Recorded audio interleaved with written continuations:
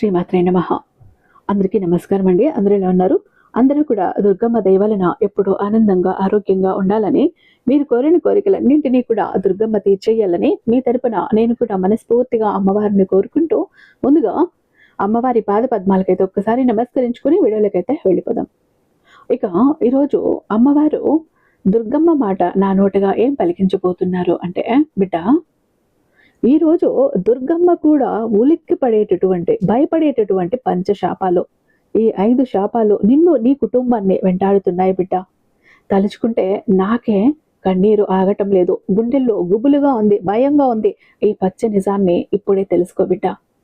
లేకపోతే బాధపడతావు, కన్నీళ్లు పెట్టుకుంటావు, పశ్చాత్తాపడతావు. జాగ్రత్త అంటూ ఈరోజు ఒక తెలియని సందేశంతో, ఒక హెచ్చరికతో కూడిన సందేశంతో మన అమ్మవారు మన ముందుకు వచ్చారండి.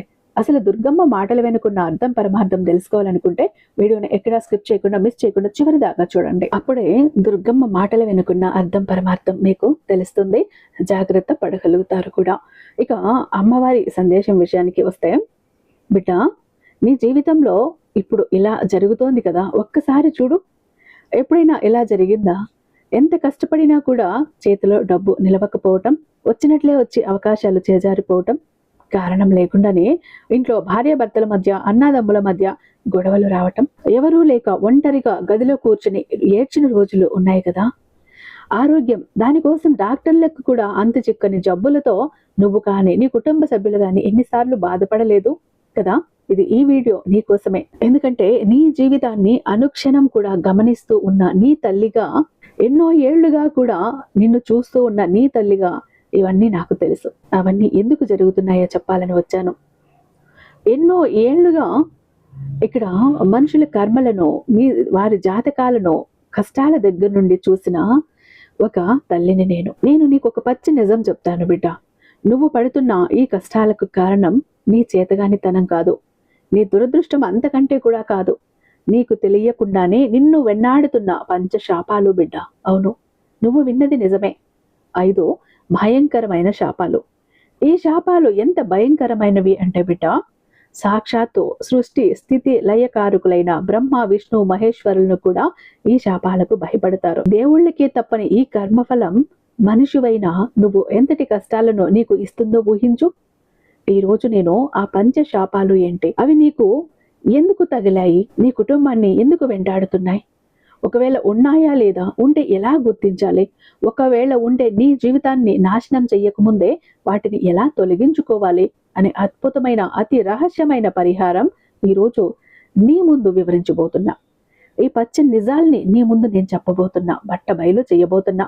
గుండెను గుప్పెట్లో పెట్టుకుని జాగ్రత్తగా వినుబిట్ట. అత్యంత ముఖ్యమైన సందేశం. ఒక్క సెకండ్ కూడా స్కిప్ చేయకు తల్లి, చివరి వరకు చూడు. ఎందుకంటే చివరిలో నేను చెప్పబోయే మహాపరిహారం నీ జీవితాన్ని, నీ తలరాతని పూర్తిగా మార్చేస్తుంది. నా మీద నమ్మకం ఉంటే కాసేపు ఇక్కడ ఆగు.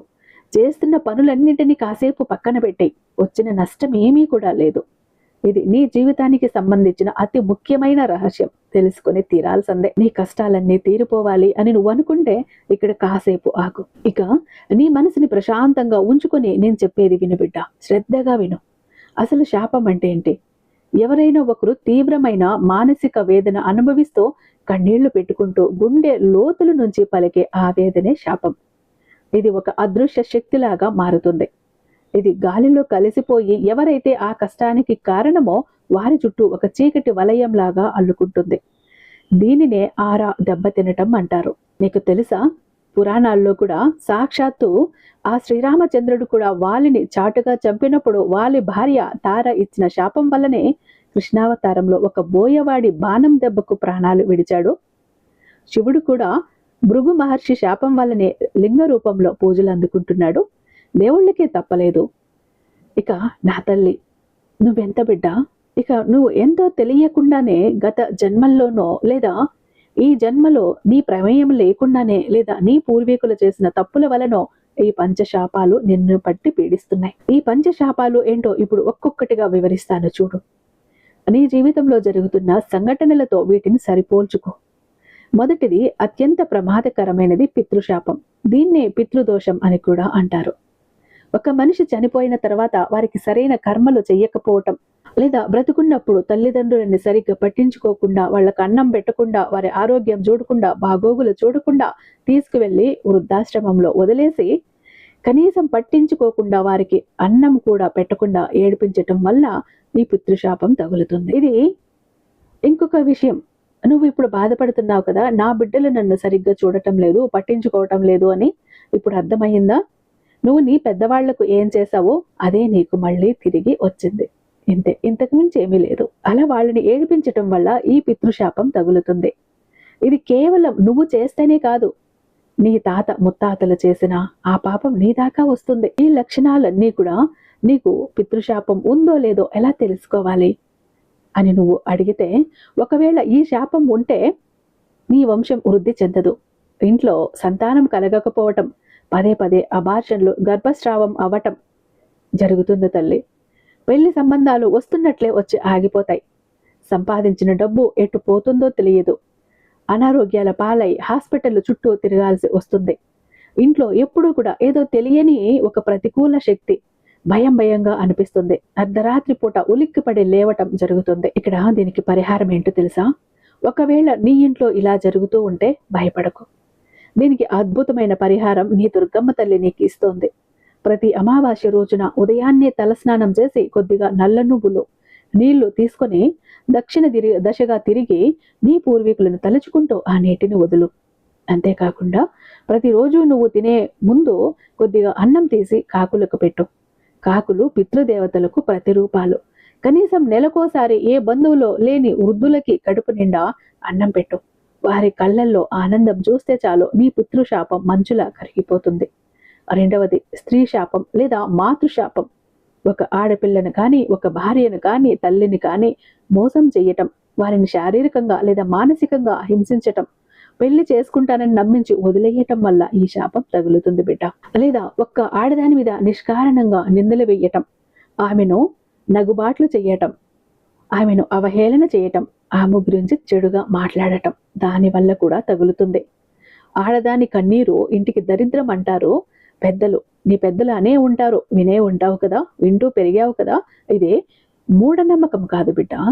అందులో ఒక బలమైనటువంటి ఒక కారణం ఉంది. ఒక స్త్రీ గుండె పగిలి ఏడ్చినప్పుడు అందులో నుండి పుట్టేటటువంటి ఆ ప్రతికూల శక్తి ఆ కుటుంబాన్ని నాశనం చేస్తుంది. ఈ శాపం ఉంటే లక్షణాలు ఎలా ఉంటాయో తెలుసా? జీవితంలో ఉన్నత స్థాయికి వెళ్ళినట్లే వెళ్ళి ఒక్కసారి పాతాళానికి పడిపోవటం, అంతు చిక్కని చర్మ వ్యాధులు వస్తాయి.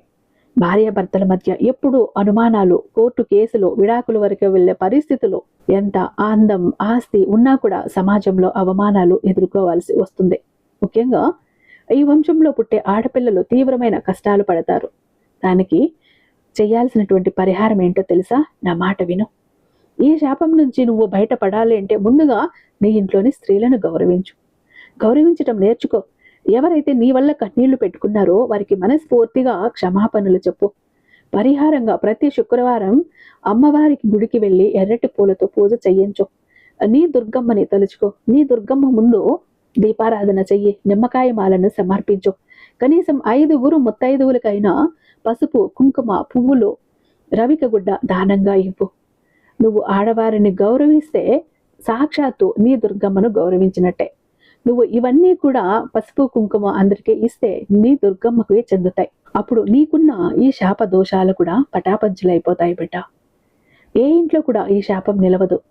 ఇక మూడవది, అందరూ ఎక్కువగా భయపడేది సర్పశాపం. నీ స్వార్థం కోసం ప్రకృతిని నాశనం చెయ్యటం, పాము పుట్టలను తవ్వేయటం, కారణం లేకుండా పాములను చంపటం లేదా జంట పాములను విరడదీయటం వల్ల ఈ సర్పశాపం తగులుతుంది.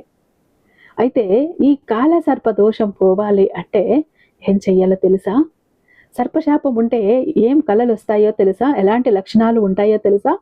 సర్పశాపం ఉంటే కలలో పదే పాములు కనిపిస్తాయి. నిద్రలో ఎవరో గొంతు నునుముతున్నట్లు అనిపిస్తుంది. నువ్వు చేసే ప్రతి పనిలో అడ్డంకులు, అన్ని ఆలస్యాలే. వివాహం పదే వాయిదా పడుతూ ఉంటుంది. సంతానం లేకపోవటం, ముఖ్యంగా ఎదుగుతున్న పిల్లలకు తరచూ ప్రమాదాలు జరగటం, విపరీతమైన కోపం, ఎవరితోనో కలవకుండా ఒంటరిగా ఉండాలనిపించటం ఈ శాపం లక్షణాలు. దీనికి పరిహారం ఏంటో తెలుసా? సర్పశాపానికి అత్యంత శక్తివంతమైన దేవుడు సుబ్రహ్మణ్య స్వామి. మంగళవారం రోజు సుబ్రహ్మణ్య స్వామి గుడికి వెళ్ళి ఆవు పాలతో అభిషేకం చేయించు. గుడిలో ఉన్న నాగేంద్రుని పుట్టలో పాలు పొయ్యి. సాధ్యమైనంత వరకు శుద్ధమైన ఆవు పాలు, అలాగే పర్యావరణాన్ని కాపాడు. వీలైతే రావి చెట్టు, వేప చెట్టు జంటగా ఉన్న చోట ప్రదక్షిణ చెయ్యి. నీ మనసులో ఉన్న భయము, నీ పనుల్లో ఉన్న ఆటంకాలు ఎలా తొలగిపోతాయో నీ కళ్ళారా నువ్వే చూస్తావు. సుబ్రహ్మణ్య స్వామి అనుగ్రహించాడు అంటే సర్పశాపం నిమిషంలో పటాపంచలైపోతుంది బిడ్డ. ఇక 4వది గోశాపం లేదా మూగ జీవాల శాపం.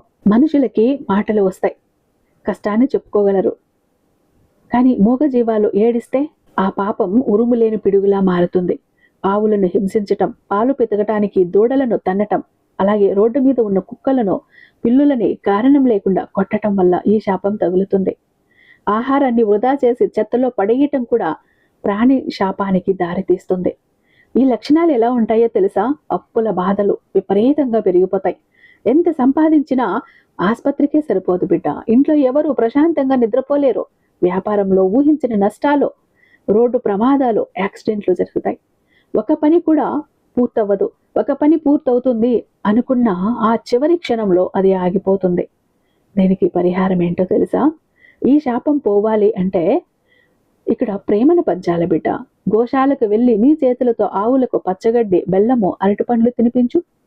ఆవు వీపు మీద చెయ్యితో నిమిరితే నీ కర్మలన్నీ తొలగిపోతాయి. అలాగే నీ ఇంటి బయట లేదా డాబా మీద పక్షులకి నీళ్లు, గింజలు పెట్టు. వీధి కుక్కలకు బిస్కెట్లు లేదా అన్నం పెట్టు. ఆ మూగ జీవాల కడుపు నిండినప్పుడు అవి చేసే మూగ ప్రార్థన నీ ఇంటికి శ్రీరామ రక్ష అవుతుంది, దుర్గా కవచం అవుతుంది. ఇక చివరిది మరియు 5వది బ్రహ్మశాపం లేదా గురుశాపం. జ్ఞానాన్ని అవమానించటం, గురువులను, చదువు చెప్పిన ఉపాధ్యాయులను కించపరచటం, దైవ దూషణ చేయటం, వేదాలను తప్పుపట్టటం, మంచి మార్గంలో నడిచే వారిని మోసం చేయటం వల్ల ఈ గురుశాపం తగులుతుంది బిడ్డ. ఎవరైతే తమ ఎదుగుదలకు కారణమైన వారిని మరచిపోయి అహంకారంతో ప్రవర్తిస్తారో వారిని ఈ శాపం వెన్నాడుతుంది బిడ్డ. లక్షణాలు ఎలా ఉంటాయో తెలుసా? ఈ శాపం ఉన్నవారికి సరైన సమయంలో సరైన ఆలోచన రాదు, బుద్ధి మందగిస్తుంది, చదువులో రాణించలేరు. బాగా చదివి ఉంటారో పరీక్షల సమయంలో మరచిపోతారు. సమాజంలో మచ్చలేని జీవితం గడుపుతున్నా సరే అకారణంగా నిందలు పడతాయి. పేరు ప్రతిష్టలు ఒక్క రాత్రిలో నాశనమవుతాయి. మానసిక ప్రశాంతత కోల్పోయి పిచ్చి పట్టినట్లు అవుతారు. దీనికి పరిహారం ఏంటో తెలుసా? గురు దక్షిణామూర్తి ఆరాధన. గురువారం రోజు పసుపు రంగు బట్టలు ధరించి సాయిబాబా గుడికి కానీ, దత్తాత్రేయ స్వామి గుడికి కానీ వెళ్ళు. గురువులకు పాద నమస్కారం చేసుకో. పేద విద్యార్థులకు చదువుకోవటానికి పుస్తకాలు, పెన్నులు దానంగా ఇవ్వు. అహంకారాన్ని వదిలి వినయంగా ఉండటం నేర్చుకుంటే ఈ బ్రహ్మశాపం నుండి సులభంగా బయటపడొచ్చు తల్లి. బిడ్డ, ఇక్కడి వరకు కూడా నువ్వు ఈ వీడియోని చూసావంటే నీ జీవితాన్ని మార్చుకోవాలన్న తపన నీలో బలంగా ఉందని నాకు అర్థమైంది తల్లి. ఇక్కడ నువ్వు ఒక సందేహం రావచ్చు నీకు, అమ్మా నాకు ఈ 5 ఏ శాపం ఉందో నాకు తెలియదు, అసలు శాపం ఉందో లేదో కూడా తెలియదు, కానీ నా జీవితం మాత్రం కష్టాల్లోనే ఉందమ్మా, అవన్నీ పోవాలంటే నేను ఏం చెయ్యాలి అని నువ్వు అడగచ్చు. ఈ సందేహాన్ని నువ్వు వ్యక్తపరచవచ్చు. ఇక్కడ దానికి నా మాట ఏంటో తెలుసా? నా ఉపాయం ఏంటో తెలుసా? నేను ఏం చెప్పబోతున్నానో తెలుసా? దీనికి ఒక మహాపరిహారం ఉంది బిడ్డ. ఇది 5 శాపాలను ఒకేసారి తుడిచిపెట్టే బ్రహ్మాస్త్రం లాంటిది. నీ దుర్గమ్మ నీకు ఇవ్వబోతోంది. భయపడుకో, కంగారేమీ వద్దు. నీ తల్లి ఉండగా నీకు భయం ఎందుకు? ఇది నేను చెప్పిన ఒక అద్భుతమైన ఉపాయం. ఇక్కడ నువ్వు ఏం చెయ్యాలో తెలుసా? శ్రద్ధగా విను. ప్రతిరోజు కూడా ఉదయం నిద్ర లేవగానే మంచం మీద నుంచి కింద కాళ్ళు పెట్టకముందే నీ 2 చేతులు ఒకసారి చూసుకొని నీ దుర్గమ్మను మనసులో తలుచుకో. నీ ఇంటి దైవాన్ని తలుచుకో.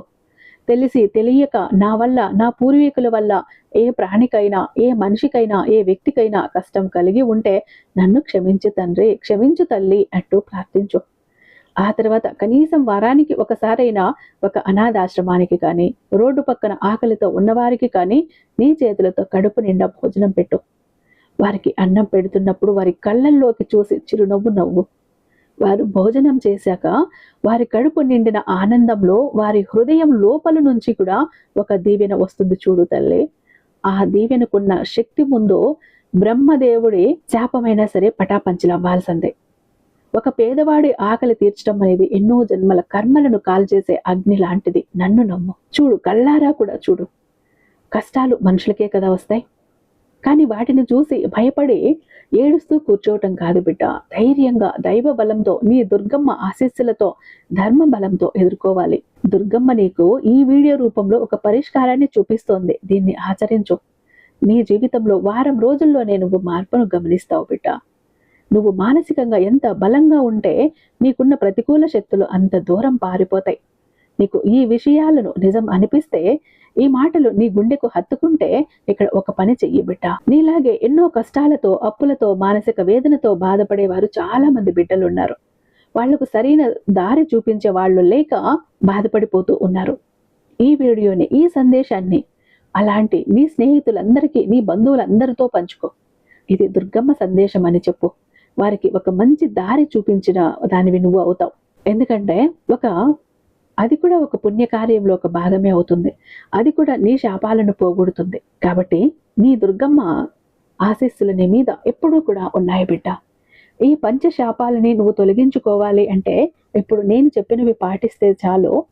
నిన్ను, నీ కుటుంబాన్ని పట్టి పీడిస్తున్నటువంటి ఆ కర్మలు, దోషాలు అన్నీ కూడా పటాపంచలైపోతాయి.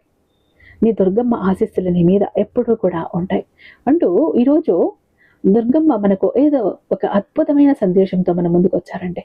ఐ హోప్ ఈ వీడియో మీకు నచ్చే ఉందని భావిస్తున్నాను. రేపు మరొక మంచి వీడియోతో మీ ముందుంటాను. అంతటిదాకా సర్వేజన సుఖినో భవంతు.